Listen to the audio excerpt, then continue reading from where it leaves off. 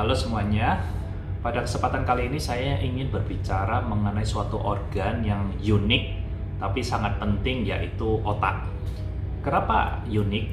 Karena untuk bisa bekerja ternyata otak membutuhkan energi sebanyak 20% energi tubuh. Jadi tubuh kita dari kepala sampai kaki membutuhkan energi dan 20%-nya dihabiskan oleh otak kita untuk menjalankan fungsinya. Tapi, walaupun sudah menggunakan energi sedemikian banyak, kadang otak juga membutuhkan energi lebih banyak lagi. Ada 3 hal yang bisa menyebabkan otak membutuhkan energi yang lebih banyak.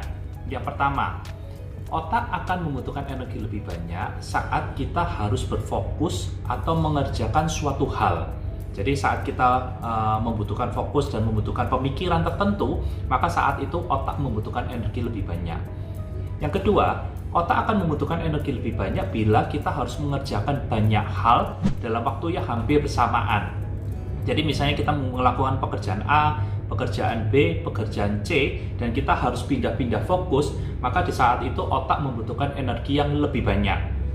Dan yang ketiga, otak membutuhkan energi lebih banyak saat kita marah atau kita emosi. Suatu saat, kalau seseorang mengalami emosi yang meledak, kemudian dia marah besar, apa yang terjadi kemudian? Tidak lama, orang itu akan merasa lemas dan capek. Kenapa? Karena otak membutuhkan energi yang lebih banyak, sehingga dia mengambil energi dari bagian lain dari tubuh kita, sehingga kita merasa lemah atau capek. Jadi setiap kali otak membutuhkan energi tambahan, maka yang dilakukan adalah mengambil energi dari bagian tubuh yang lain. Pertanyaannya adalah bagaimana kalau seseorang itu mengalami kemarahan, tidak sampai meledak sih, tapi kemarahan itu berlangsung berulang-ulang. Sebagai contoh seperti ini. Saya yakin sebagai manusia kadang-kadang kita pernah disakiti oleh orang lain. Misalnya 10 tahun yang lalu kita pernah disakiti oleh orang lain dan sampai saat ini kita masih belum bisa melupakan kejadian seperti itu. Setiap kali kita teringat kejadian saat kita disakiti, maka saat itu kemarahan kita mulai muncul, dan saat kemarahan muncul maka otak membutuhkan energi yang lebih. Bayangkan kalau kemarahan ini muncul berulang-ulang, maka otak membutuhkan energi yang semakin tinggi, semakin tinggi, semakin tinggi. Dan apa akibatnya? Otak akan mengambil energi dari tubuh kita, sehingga lama-lama tubuh mengalami kekurangan energi. Dan saat tubuh mengalami kekurangan energi, saat itulah terjadi proses penuaan di tingkat seluler.